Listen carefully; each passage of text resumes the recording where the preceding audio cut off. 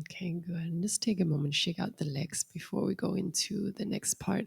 Um, so I wanted to talk a little bit about emotions today because I think and I hear, there's a lot of talk on the spiritual path, but even sometimes you find it in like books or scriptures and stuff where it's like, oh, as humans, we are not supposed to be emotional, or we're not supposed to react, or, we should be non-reactive, or we shouldn't have any kind of disturbances in our field. Now, there is some truth to that. However, I think when we don't understand the mechanisms of what actually happens when we become emotional, or what we don't understand the nervous system, then we just kind of reject, or like we feel shameful, or we feel like we're doing something wrong if we become emotional. And it's just like, that's just solidified, like emotion is just part of being human.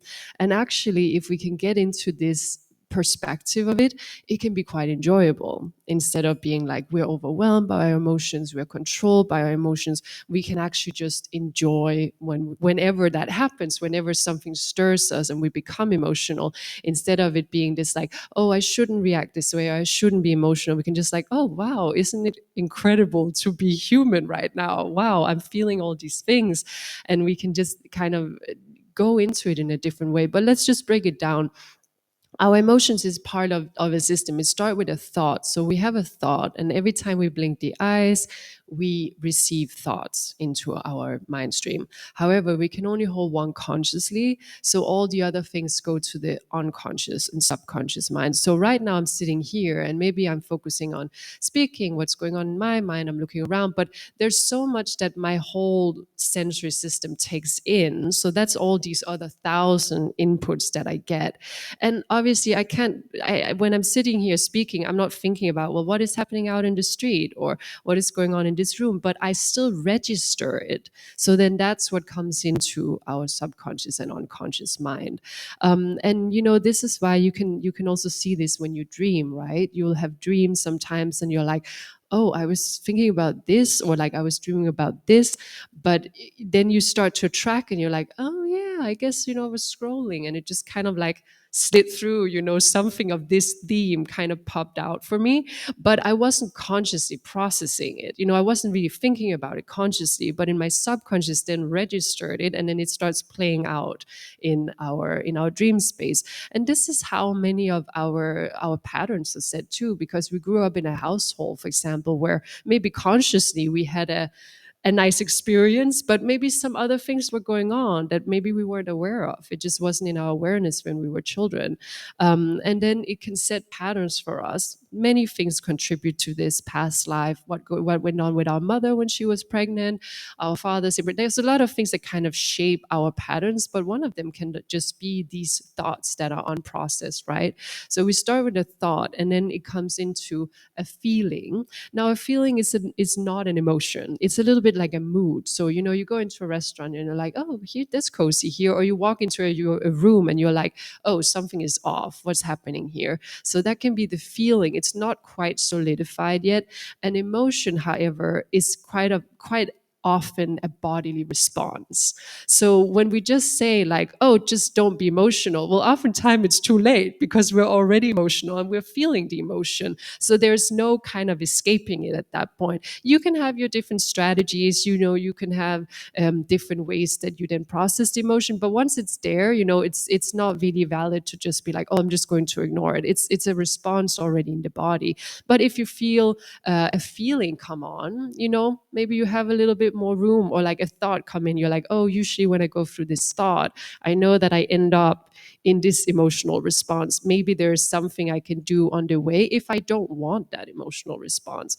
And again, sometimes it's like, let it, it's fine. I'm fine to go there. Maybe there are other times where you're like, oh, actually, I don't need to repeat this pattern, this emotional pattern. I want to go another way. How can I react differently? How can I position myself in a different way?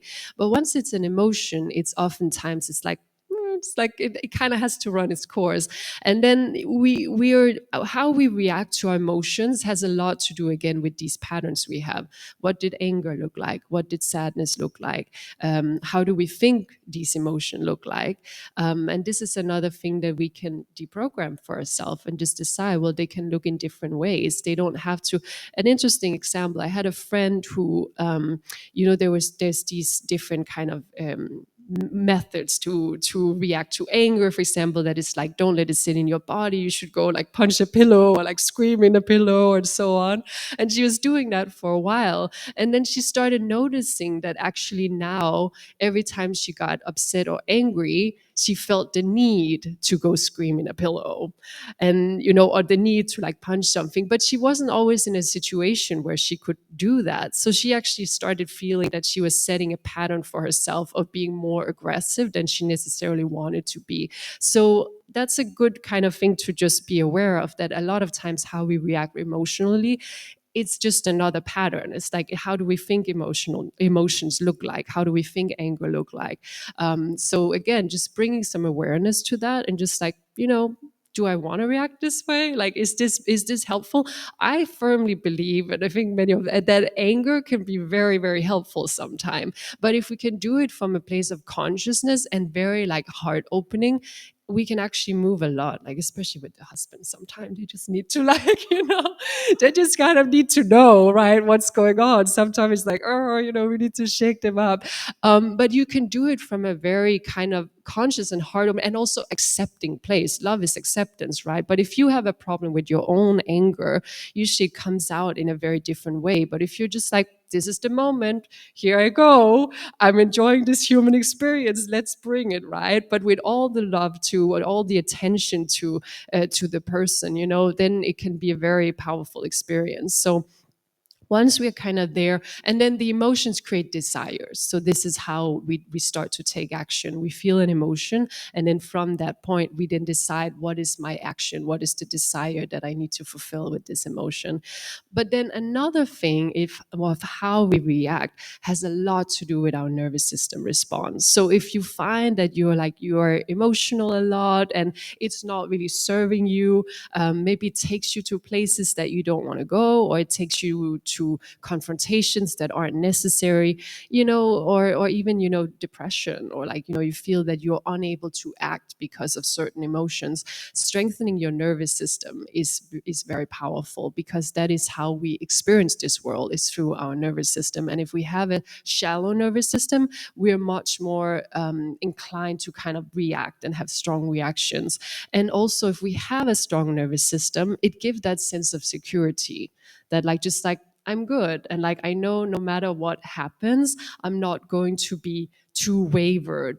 So kind of coming back to this yogic notion, or like in the scripture we always find these phrases about like, just be non-reactive. And it's like, if we don't quite understand what that means, it can be it can actually be shameful sometimes, that we're like, oh, I'm not supposed to react, because then when we do have an emotional response, we feel like, oh, then I'm not doing it right, I'm being emotional again. But if we just understand this process a little bit better, and then again, they're talking about yogis and sages that spend a lot of time strengthening their nervous system. So then it's actually not a problem to be non-reactive, and we are much more inclined to be non-reactive. But there's a lot that we can do with that, and Kundalini Yoga have many different practices to strengthen the nervous system. So that's what we will do right now. Okay, let's